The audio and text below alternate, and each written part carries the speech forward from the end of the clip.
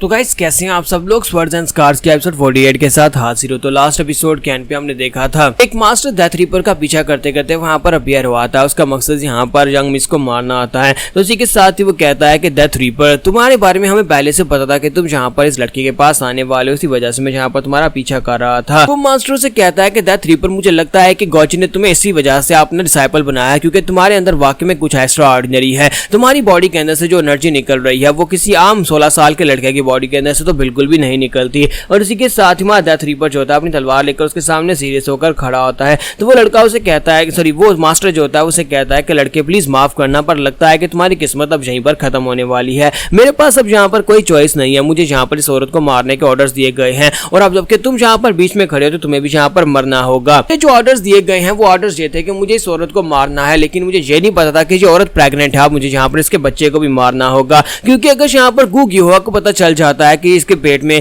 उसके हस्बैंड का बच्चा है तो फिर जरा सोच कर देखो इसके साथ क्या करेगी। वो इसकी पूरी की पूरी फैमिली को ढूंढकर मार डालेगी। डेथ रीपर से कहता है क्या तुम जहाँ पर मेरा पीछा कर रहे थे? तो वो कहता है कि और तुम्हें क्या लगता है कि मैं यहाँ पर कैसे पहुंचा हूँ? हम लोग शुरुआत से तुम्हारे बारे में अच्छी तरह से जानते थे। उस डेथ किंग को क्या लगता है कि उसने यहाँ पर तुम्हें अपनी बेसमेंट में छुपा कर रखा हुआ था और पिछले कुछ सालों से वो ट्रेनिंग दे रहा था। इसका मतलब ये तो नहीं है कि हमें इस बारे में पता चलेगा ही नहीं है। इस वक्त हमारी मैडम की आंखें हर जगह पर है, मैडम हर एक चीज को देखती है, मैडम को हर एक चीज के बारे में पता होता है। अगर वो वाकई में यहाँ पर इतनी समझदार नहीं होती, जरा सोच कर देखो कि सावांग यूनिट को वो कैसे यूज कर रही है। सावांग यूनिट इस वक्त सबसे ज्यादा स्ट्रॉन्गेस्ट बैटल यूनिट है जिसे यहाँ पर हमारी लेडी गू कंट्रोल करती हैं। लेडी गुहा को सब कुछ पता होता है। लेडी गुहा को यह भी पता था कि तुम पूरे 100 दिन तक उस पेड़ के नीचे छुपे हुए थे। उसे यहाँ पर सब कुछ पता था कि तुम वहां पर छुपे हुए हो, और उसके बाद से यह भी पता था कि तुम फोर्ट्रेस के नीचे गोजिन के रूम में रह रहे हो। उसे यह भी पता था कि गोजिन तुम्हें ट्रेनिंग दे रहा है। लेकिन इस वक्त फिलहाल के लिए तो लेडी गुहा जो है वो बहुत ही बुरी तरह से जेलसी की एम्बॉडीमेंट बन चुकी है, यानी कि वो बहुत ज्यादा जेलस औरत बन चुकी है इस औरत की वजह से, जिसने उसके हस्बैंड के साथ सब कुछ किया और उसके पेट में उसका बेबी भी है।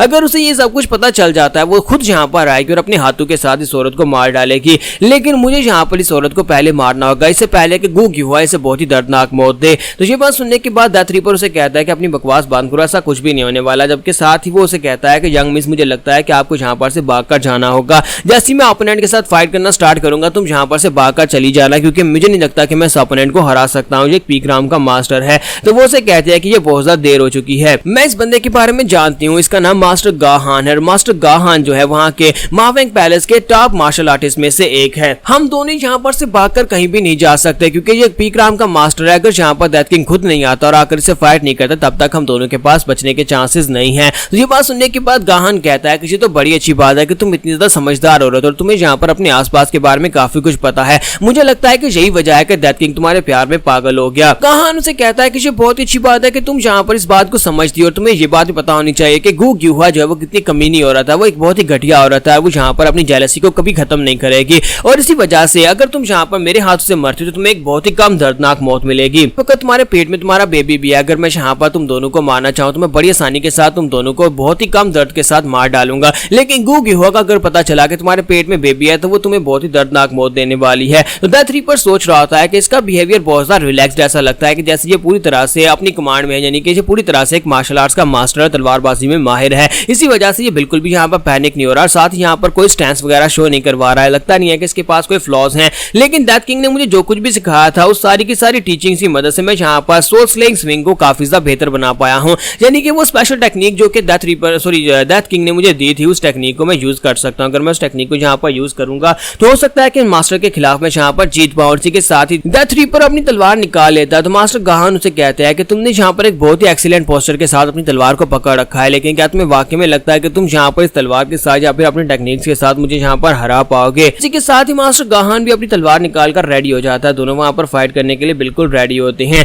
जबकि वहां डेथ रीपर सोच रहा था कि अब मैं यहाँ पर पूरी तरह से रीबॉर्न हो चुका हूँ। गोजिन ने यहाँ पर मेरे साथ जो कुछ भी किया, मास्टर गोजिन मेरी मास्टर की तरह, और उन्होंने यहाँ पर मुझे जो कुछ भी सिखाया सब कुछ यहाँ पर यूज करने का वक्त आ चुका है। मैं यहाँ पर उनके एहसान का बदला चुकाने के लिए यहाँ पर इस यंग लेडी को बचाऊंगा ताकि ये अपने बच्चे को यहाँ पर संभाल सके, अपने बच्चे को जन्म दे सके, ताकि बाद में गोजिन और ये दोनों एक दूसरे के साथ मिल सके। और इसी के साथ ही डेथ रीपर अपनी तलवार लेकर अटैक करने के लिए आगे बढ़ता है। वो दोनों ही अपनी अपनी तलवारों को टकराते हैं, लेकिन मास्टर गाहान जो होता है वो तलवारबाजी में और साथ ही शांत रहने में काफी ज्यादा एक्सपर्ट होता है। इसी वजह से उसे टॉप लेवल का एक्सपर्ट कहता है, क्योंकि उसकी फाइटिंग स्किल्स काफी ज्यादा बेहतर होते हैं। तो हमारे डेथ रीपर को वहां पर काफी ज्यादा मुश्किल हो रही होती है और कहती है कि हालांकि ज्यादा फोर्स भी नहीं लगा रहा, लेकिन इसकी तलवार के अंदर से काफी ज्यादा रिफोर्स निकल रही है, जो कि काफी ज्यादा पावरफुल भी है। लेकिन मैं अभी यहाँ पर पूरे 1 साल के लिए ट्रेनिंग लेता रहा हूँ। मैंने यहाँ पर नई मार्शल आर्ट की टेक्निक को सीखी और मैं यहाँ पर अब एक असैसिन नहीं रहा, बल्कि अब मैं यहाँ पर एक तलवारबाज बन चुका हूँ। डेथ किंग ने कहा था कि मैं यहाँ पर एक तलवारबाज हूँ, मुझे तलवारबाजी करनी चाहिए, तो इसी वजह से मैं तलवारबाजी के साथ इस बंदे को हराने वाला हूँ। तो गाहान भी उसकी तारीफ करता है और उसे कहता है कि मुझे यहाँ पर इस बात के ऊपर यकीन ही नहीं हो रहा कि तुमने यहाँ पर उन टेक्निक्स को भी इतनी आसानी के साथ रिलीज कर लिया जिनको तुमने रिसेंटली सीखा है। लेकिन इसी के साथ ही हमारा गाहान जो होता है वो उसकी तलवार को नीचे की तरफ झटका देता है, जिसकी वजह से हमारे डेथ रीपर के कंधे के ऊपर एक कट लग जाता है। तो वो उसे कहता है कि चाहे तुम यहाँ पर कितने बेहतर क्यों ना हो, लेकिन तुम एक एक्सपर्ट का मुकाबला नहीं कर सकते। मुझे यहाँ पर इतनी एक्साइटमेंट पहले वैसे कभी महसूस नहीं हो जितनी एक्साइटमेंट मुझे तुमसे फाइट करते हुए महसूस हो रही है।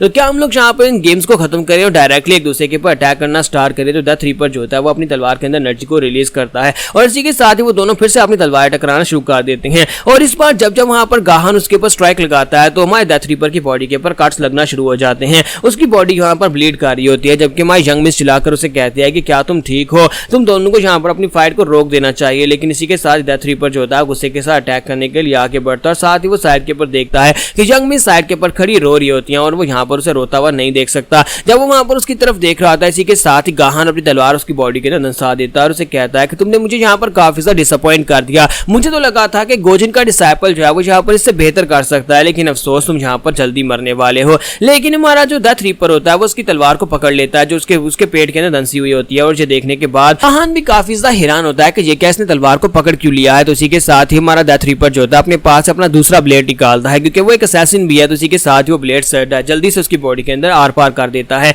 तो वो उसका ब्लेड जो होता है वो गाहान के दिल के आर पार होता है, जिसकी वजह से गाहान बहुत ही बुरी तरह शदीद जख्मी होता है। उसके मुंह से ब्लीडिंग होना शुरू हो जाती है और वो पीछे की तरफ फटता है और कहता है कि मैं यहाँ पर कुछ देर के लिए इस बारे में भूल ही गया था कि तुम असल में एक असैसिन हो और एक असैसिन का मकसद अपने ओपोनेंट को जान से मारना होता है, चाहे वो किसी भी तरीके से यहाँ पर उसको मारे, उसे सिर्फ एक मौके की तलाश होती है। मैं इस बारे में भूल ही गया था, मैं यहाँ पर यही सोच रहा था कि तुम एक तलवारबाज हो। और इसी के साथ ही मास्टर गाहान वहीं पर ग्राउंड के ऊपर गिरकर मर जाता है, जबकि डेथ रीपर खुद भी बुरी तरह जख्मी होता है, तो वो भी वहीं पर गिरकर बेहोश हो जाता है। और उसके बाद नेक्स्ट सीन जो होता है एक छोटे से हट का दिखाया जाता है। तो डेथ रीपर को अपने साथ उठाकर उस हट के अंदर लेकर आई होती है, जहां पर हमारा डेथ रीपर अपनी आंखें खोलता है और आंखें खोलता है तो सामने यंग लेडी बैठी होती है। तो वो उसे कहता है कि मैडम आप यहाँ पर और मैं यहाँ पर कैसे पहुंचा हूँ। और इसी के साथ ही उसकी हालत काफी खराब होती है। तो वो कहती है कि प्लीज यहाँ पर ज्यादा मूव मत करो, मैंने यहाँ पर तुम्हारी बॉडी के ऊपर जितने कट्स हैं उन सभी को टांके लगा दिया और तुम्हारे पेट के अंदर इंटेस्टाइन्स कट गई थी, मैंने उनको भी यहाँ पर टांके लगा दिए हैं। अगर तुम यहाँ पर ज्यादा मूव करोगे तो फिर तुम्हारे टांके खुल जाएंगे। तो वो कहता है लेकिन हम लोग कहाँ पर हैं।